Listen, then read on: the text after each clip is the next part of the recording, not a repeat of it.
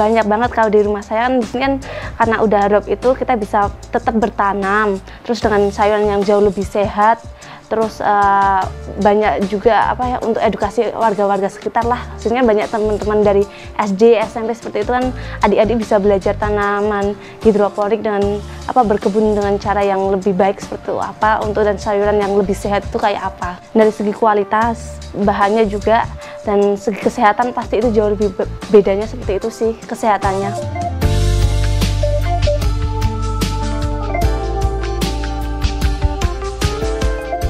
Perawatannya sih kita sebenarnya nggak harus setiap hari kita ngecek, cuma kalau udah besar itu airnya itu cepat keserap ke tumbuhannya itu, jadi kita hampir tiap hari ngisi airnya, nanti kita harus nambah ppm nutrisinya juga. Dari cara kita merawatnya aja sih, kalau saya kan di sini kan karena pH-nya itu tinggi, kita harus rendahin, kita juga harus sesuaiin dengan suhunya yang ada di daerah dataran rendah. Terus yang penting kita kayak ada apa ya, sehati dengan tanaman itulah, jadi kita kayak lebih memberikan kasih sayang seperti itu. Proses penyemaian masing-masing tanaman memiliki perbedaan. Jika kangkung membutuhkan sekam untuk prosesnya, tanaman lain seperti pakcoy dan selada bisa dilakukan di busanya langsung.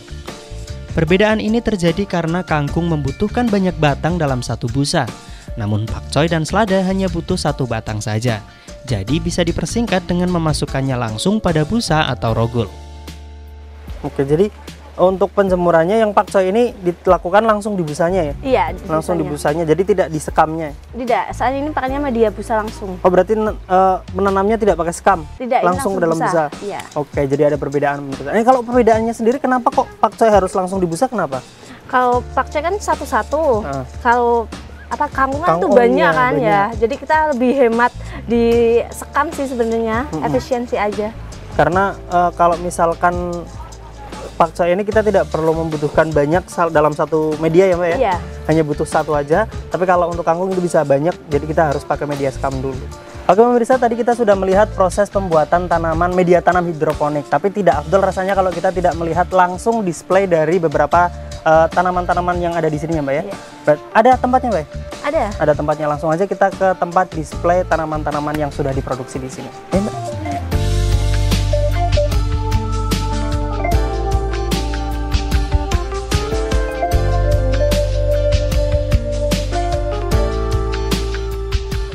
Kalau saya bisa join ke PHP, bisa itu kan ada di PHP sendiri, ada ke kafe-kafe, terus saya juga ke online-in. Itu online banyak banget yang minat dan masih jarang lah di daerah Pekalongan yang hidroponik itu, jadi mereka juga udah aware tentang kesehatan sayuran sehat itu, dia udah bisa mengerti lah, jadi mereka juga banyak yang minat.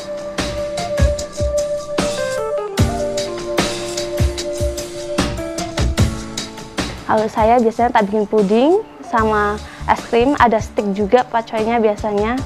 Masih sekitar itu sih, tapi bisa banyak olahan lagi seperti keripik itu masih bisa.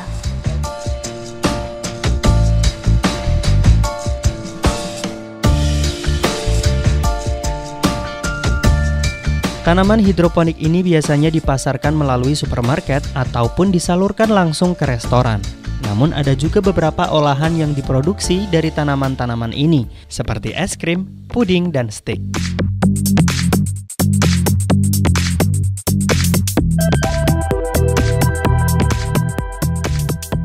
Pemirsa, tadi kita sudah melihat proses pembuatan atau perawatannya ya Mas ya. Itu untuk tanaman hidroponik. Nah ini sekarang kita masuk ke proses pengemasan. Untuk packingnya sendiri caranya gimana sih? Idealnya seperti apa? Ini kan udah proses untuk penjualan kan ya, ini udah proses penanaman, nanti kita lanjut packing, kita akan beri contoh. Ini seladanya udah umur 1 bulanan, iya pakcoynya. Nanti kita plastikin. Berarti kalau untuk pengemasan sendiri kira-kira menggunakan plastik ukuran berapa ini Mbak? Ya ini 20 sampai 25 cm. 20 sampai 25 cm. Ini kalau ada daun kayak gini dibuang. Oh, kalau ada daun yang agak layu gitu ya, dibuang ya. Ini akarnya ditutup. Oh, dililitkan doang. Nggak dipotong itu akarnya? Ya. Tujuannya untuk apa itu? Buat ketahanan. Oh, jadi biar bisa lebih tahan gitu ya. Jadi untuk pengemasan ini, untuk pakcoy sendiri pengemasannya cukup pakai plastik, tapi untuk jenis-jenis lainnya ada yang berbeda-beda ya Mas ya? Beda-beda. Ada yang pakai bungkus ada yang pakai styrofoam juga dan masih ada juga packing-packing yang lainnya. Tapi yang ini cukup pakai plastik saja. Ya, setelah pakai plastik kita pakai fresh vegetable Fresh selotip. vegetable.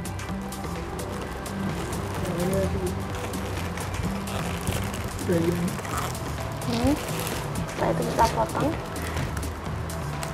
Sudah. Stiker. Ya. Oh, tinggal Nah, ditempelkan terakhir kita pakai stiker untuk mereknya sendiri.